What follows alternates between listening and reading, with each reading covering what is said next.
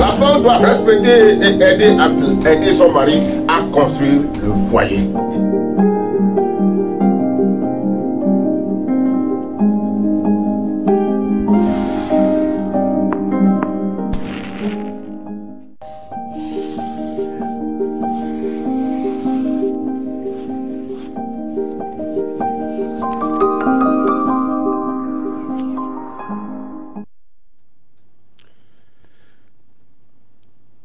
Merci, bien-aimés frères et sœurs dans le Seigneur, amis téléspectateurs, nous vous saluons encore cet après-midi dans le beau et précieux nom de notre Seigneur Jésus-Christ.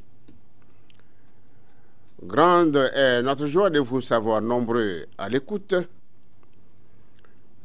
Nous pensons que le Seigneur a encore quelque chose de nouveau à partager avec nous ce jour.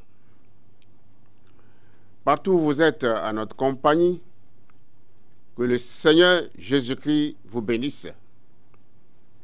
Vous qui nous suivez depuis le Bénin, Parakou, depuis le Cameroun, vous qui nous suivez au Ghana, en Europe, aux États-Unis, un peu partout, que la paix du Seigneur soit avec chacun de vous.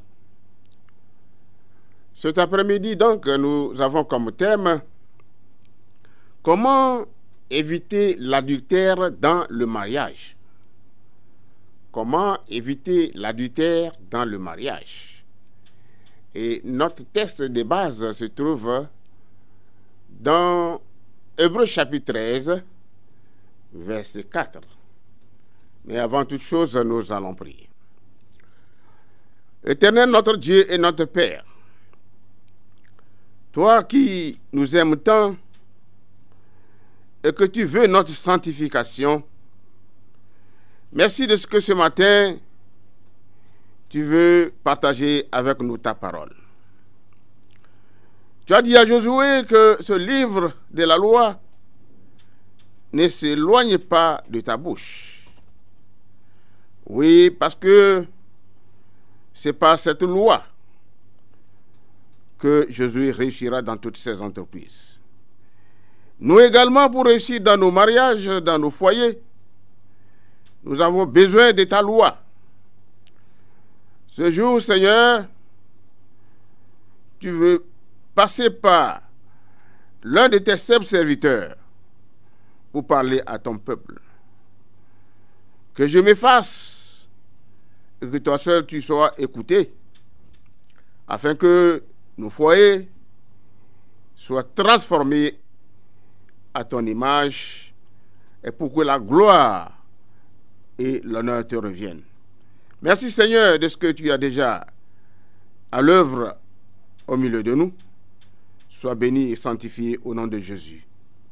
Amen. Je le disais que le thème, c'est comment éviter l'adultère dans le mariage. Le texte de Hébreux chapitre 13 et verset 4 nous dit que le mariage soit honoré de tous et le lit conjugal exempt de souillure, car Dieu jugera les impudiques et les adultères.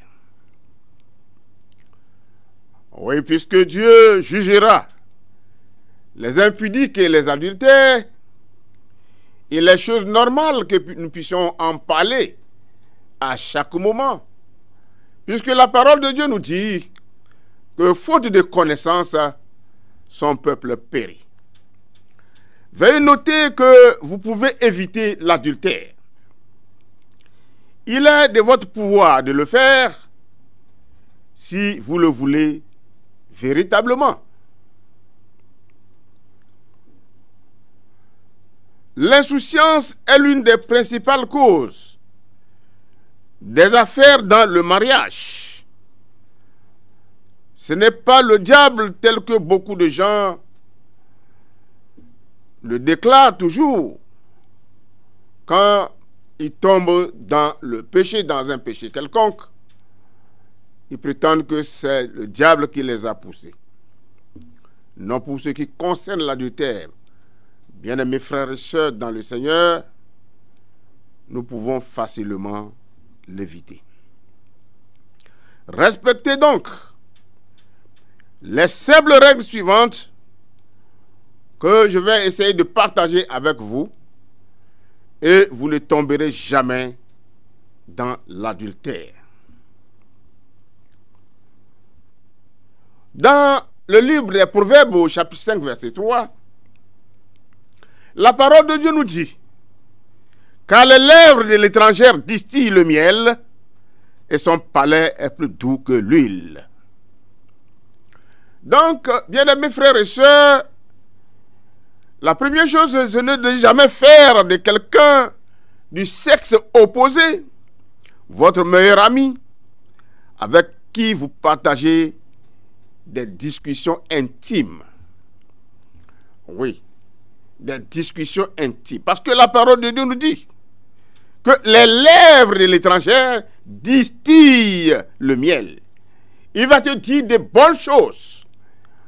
Il va te promettre monts et veaux. Et si tu ne sais pas faire, tu vas tomber dans son piège. Donc la parole de Dieu nous dit de nous méfier. La deuxième chose, c'est de ne jamais être avec quelqu'un du sexe opposé un moment où votre conjoint ne le sait pas. Et moi, je ne vois pas si c'est chose normale qu'une femme puisse pactiser avec un homme qui n'est pas ton frère, il n'est pas ton père, et toi, en tant que femme mariée, tu te contentes de pactiser avec de tels hommes. Et quand on veut parler, on dit c'est une connaissance. Non, c'est un ami de service. Mais la parole de Dieu nous dit dans Galates chapitre 5, verset 17, car la chair a des désirs contraires à ceux de l'esprit, et l'esprit en a des contraires à ceux de la chair. Ils sont opposés entre eux, afin que vous ne fassiez point ce que vous voudriez. Un homme qui n'est pas votre mari, c'est quelqu'un qui est opposé à toi. Mais si tu veux te pactiser avec telle personne, tu risques de tomber dans les tentations. Et quand les tentations arrivent, il est toujours difficile de s'en sortir.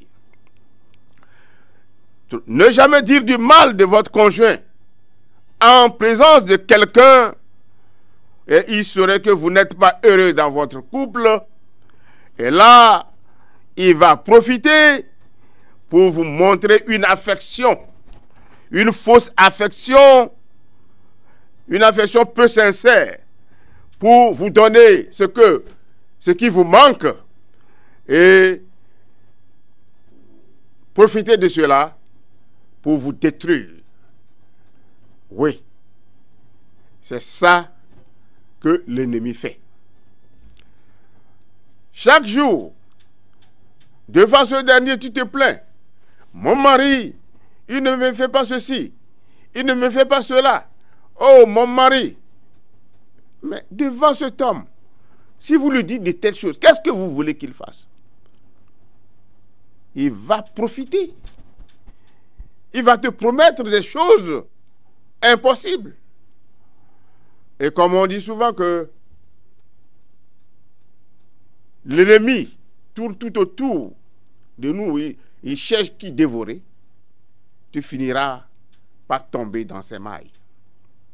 C'est pourquoi il faut toujours faire attention de ne jamais dire du mal de votre mari ou bien de votre femme en présence d'une tierce personne, car cela est un danger, parce qu'il va essayer de profiter pour te tourner la tête, de proposer des choses impossibles, et si tu ne sais pas faire, tu vas tomber dedans.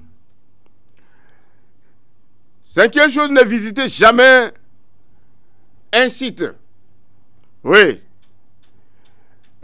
Un site que vous ne serez pas capable de partager cela avec vos propres enfants, avec votre femme, votre conjoint, votre conjointe. Alors ne visitez pas ce site-là. Il y a beaucoup de choses aujourd'hui, beaucoup de personnes aujourd'hui, pardon, qui visitent des sites pornographiques à longueur de journée. Qu'est-ce que vous voulez apprendre de ce site-là? Est-ce qu'on vous demande de partager cela avec votre propre enfant? Est-ce que vous pouvez le faire?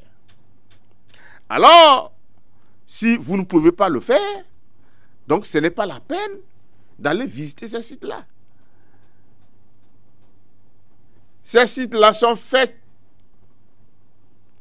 pour nous inciter, pour nous pousser dans des vies dépravées. Et la parole de Dieu nous dit que ce qui ne glorifie pas Dieu, nous ne devons pas les pratiquer. Autre chose, c'est éviter de garder des secrets à l'égard de votre conjoint ou de votre conjointe. Parce que les relations extra-conjugales prospèrent toujours dans le secret. Vous savez, ceux qui commettent l'adultère, ou bien chez les jeunes, ceux qui commettent la fornication, ce n'est pas en plein jour qu'ils le font. Ils le font toujours en cachette. C'est pourquoi vous devez éviter, vous aussi, de garder des secrets. Voilà, tu quittes le service. Ou bien, un homme vient t'interpeller, vient t'intercepter pour te déranger. N'évite pas d'en parler à ton mari. Mais si tu gardes cela, tôt ou tard, si tu ne sais pas faire, tu finiras par tomber dedans.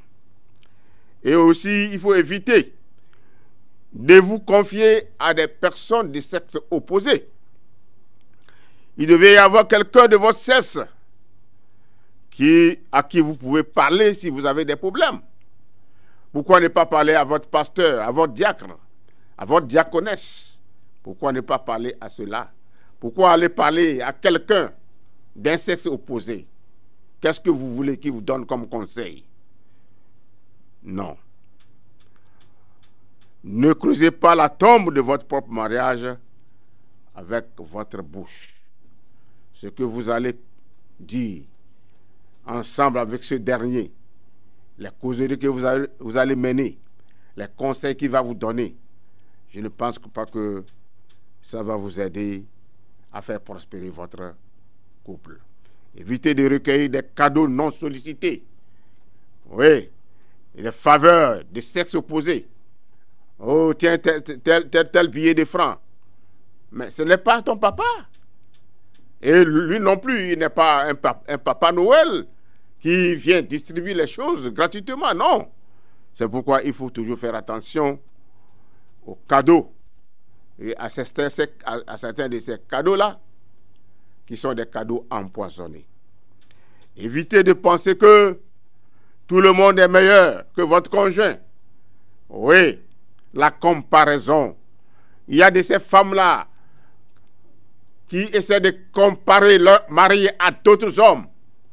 Non, ce n'est pas dans le mariage qu'on fait la comparaison. La comparaison se fait avant. C'est au moment de faire le choix de ton conjoint que tu vas essayer de comparer, de voir quel serait le meilleur mari que j'aurai. Mais ce n'est pas après le mariage que tu vas faire la comparaison. Si tu fais cette comparaison, alors vous ne savez pas celui avec qui vous voulez comparer. Vous ne savez pas ce que sa femme endure à la maison. Toi également, cette femme avec qui tu veux partager les choses de ta femme avec, tu ne sais pas ce qu'elle autre endure avec son mari à la maison.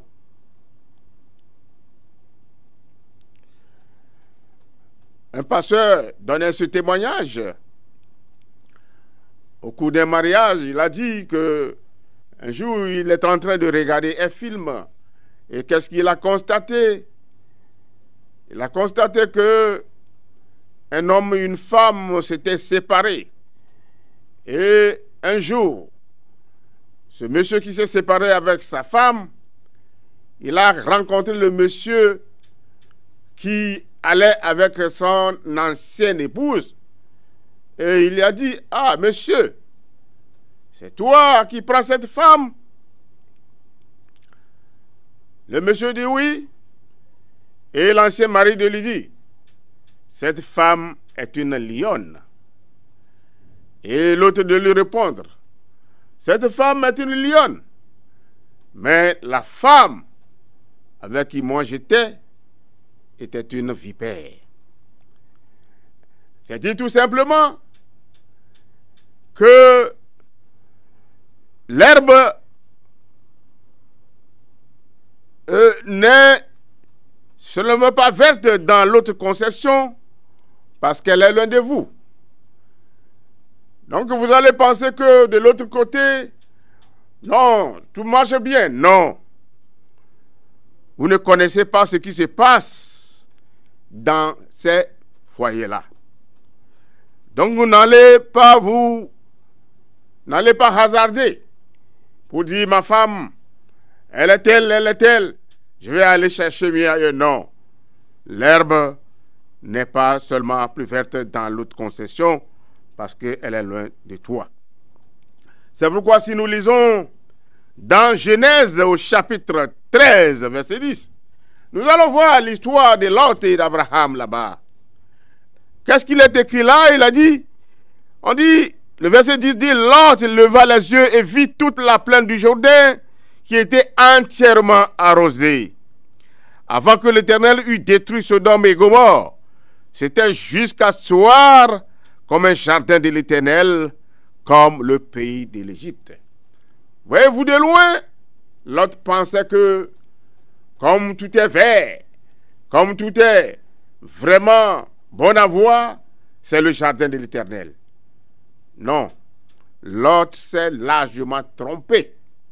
Et lorsque il s'est aventuré pour aller à Sodome et Gomorrhe, vous connaissez la suite. Ce qui lui est arrivé par la suite. Il a perdu sa femme, il a perdu ses biens, et par la suite, ses 2 enfants, ils se sont pervertis en couchant avec lui. Et les enfants qu'ils ont donnés sont devenus des générations idolâtres. C'était Moab, les Moabites et les Ammonites.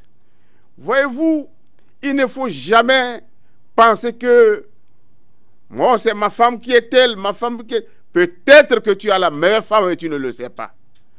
Madame, c'est peut-être que tu as le meilleur mari et que tu ne le sais pas. Si tu ne sais pas faire, le pas que tu vas mener va te conduire très loin. Renvoyez-vous vos fantasmes sexuels.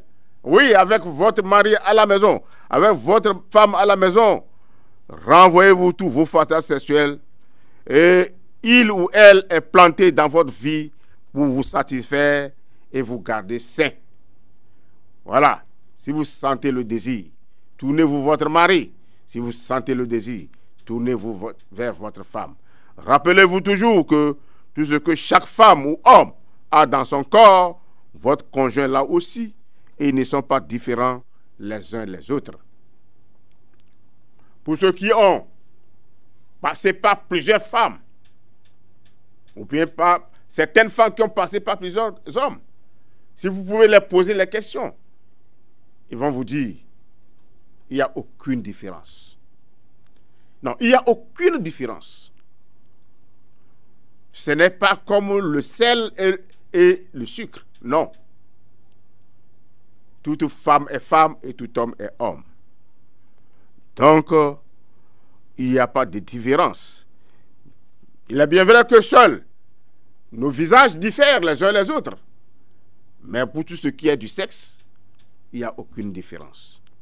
Faire face à toute pensée sexuelle qui n'est pas dirigée vers votre conjoint ou votre conjointe, c'est la tuer avec la femme avec laquelle vous voulez aller. L'erreur sexuelle ne commence pas dans la chambre, elle commence dans le cœur. C'est pourquoi le livre des Proverbes dit de garder nos cœurs, de garder nos cœurs. Il faut savoir garder son cœur. Il ne faut pas avoir de mauvaises pensées. Les desseins dans le cœur de l'homme sont des œuvres profondes. C'est ce que le livre des Proverbes nous dit au chapitre 20, verset 5. Les desseins dans le cœur de l'homme sont des œuvres profondes. Mais l'homme intelligent s'est épuisé. Donc, quel dessein, toi, tu as dans ton cœur? Toi qui m'écoutes en ce moment. Monsieur, ou madame, toi qui m'écoutes en ce moment. Quel dessein tu as dans ton cœur? Tu te dis, non, je souffre trop dans ce foyer. Non, ce monsieur-là, qui dans le service, mais dans l'autre, essaie de sourire avec moi chaque fois. Je pense que si je vais vers lui, ce serait le meilleur. Détrompe-toi. Il faut laisser ces mauvais desseins-là. Parce que la parole de Dieu nous dit ici, où les desseins dans le cœur de l'homme sont des eaux profondes. Tu ne le connais pas. Tu connais sa face. Tu connais son extérieur. Mais ce qu'il est à l'intérieur, tu ne le connais pas. C'est pourquoi il faut faire attention.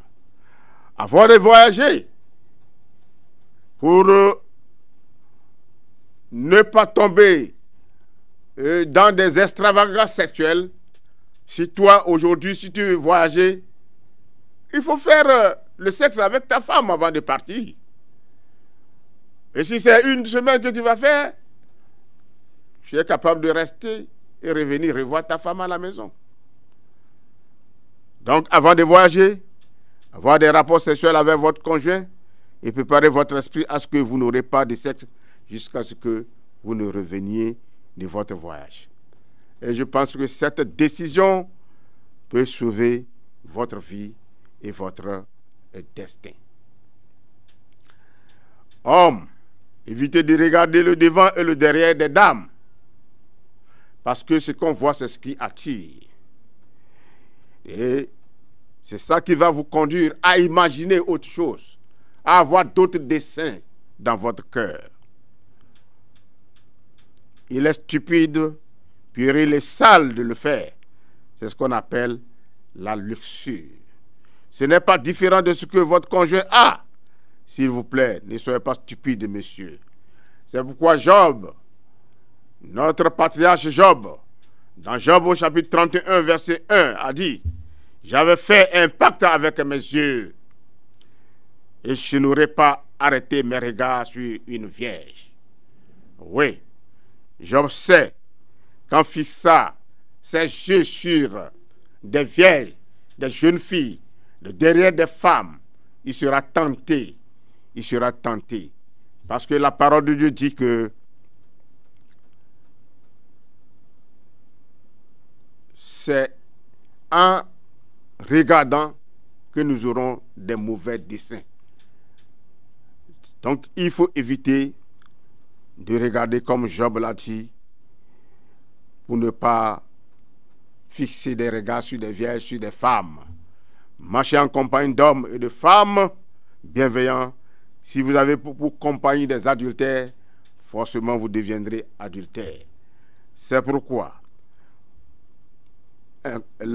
l'apôtre Paul, s'adressant aux Corinthiens, dans 1 Corinthiens chapitre 15, verset 33, a dit: ne vous y trompez pas.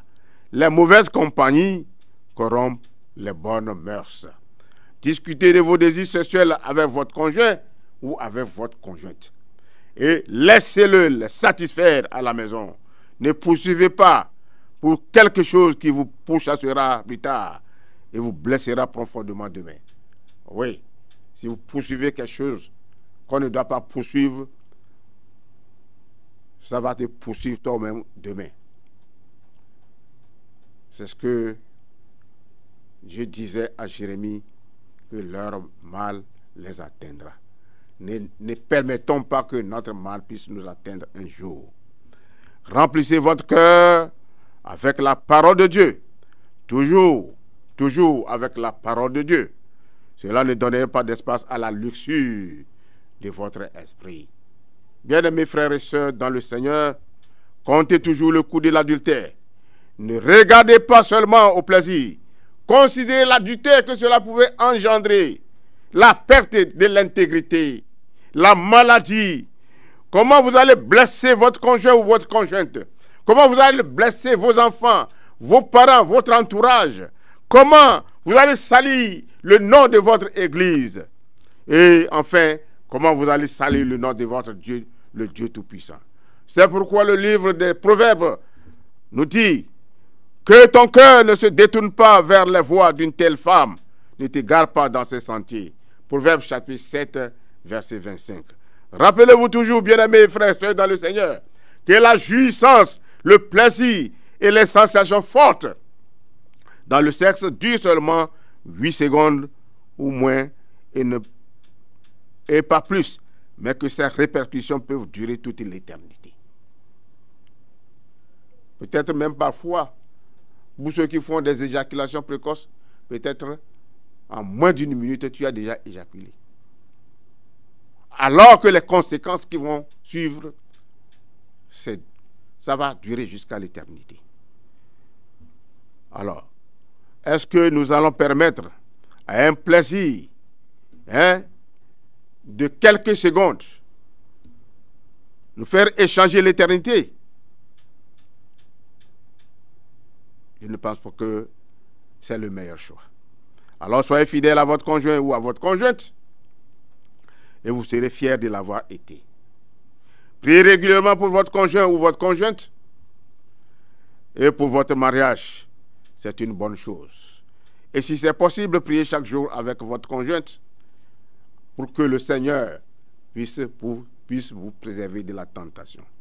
Que le Seigneur vous bénisse et que son Esprit Saint aide chacun de nous à pouvoir mettre toutes ces paroles en pratique. Oui, comment éviter l'adultère dans le mariage? Tel est le thème que nous avons essayé de partager avec vous cet après-midi. Restez toujours bénis. C'était à l'instant l'univers de la famille avec l'association CEREF, le cercle d'études et de réflexion pour l'épanouissement de la famille. Cette association est là uniquement pour le bien de la famille, en prodiguant des conseils, en priant pour le bien des foyers. Alors si vous désirez nous rejoindre, nous répondons au 99 48 94 25 que vous voyez déjà sur l'écran, ou si vous êtes à l'extérieur du pays, vous pouvez ajouter plus 228 99 48 94 25. Si vous désirez des prières ou des conseils, nous sommes là à votre disposition. Oui, également, nous avons besoin de ceux qui vont rejoindre notre groupe d'évangélisation. Oui, Jérémie dit, si je dis que je ne vais pas en parler, c'est comme un feu qui brûle au-dedans de moi. Donc, nous avons besoin d'évangéliser, de parler de Jésus-Christ à tous ceux qui n'ont pas encore Jésus. Alors, rejoignez-nous, notre groupe d'évangélisation. Nous allons partager la vérité de la parole de Dieu, afin que ceux-là qui sont sur le chemin de la perdition ne puissent pas périr. Que le Seigneur vous bénisse. Si le Seigneur tarde à venir, alors la semaine prochaine, nous allons nous retrouver encore une fois. Prions le Seigneur. Seigneur notre Dieu, merci pour ta parole. Ta parole est toujours oui et amen. Et elle accomplit ce pourquoi tu l'as envoyée. Je prie cet après-midi que cette parole, Seigneur, que tu as déversée sur la vie de tes enfants, puisse les aider à mener une vie de sanctification, à fuir l'adultère, l'impudicité, comme tu l'as dit dans ta parole, que le lit conjugal soit exempt de souillure, parce que tu jugeras un jour tous ceux-là qui tomberont dans ces perversions. Seigneur, aide chacun de nous à pouvoir mettre ces paroles en pratique. À toi la gloire, à toi l'honneur, au nom de Jésus. Amen.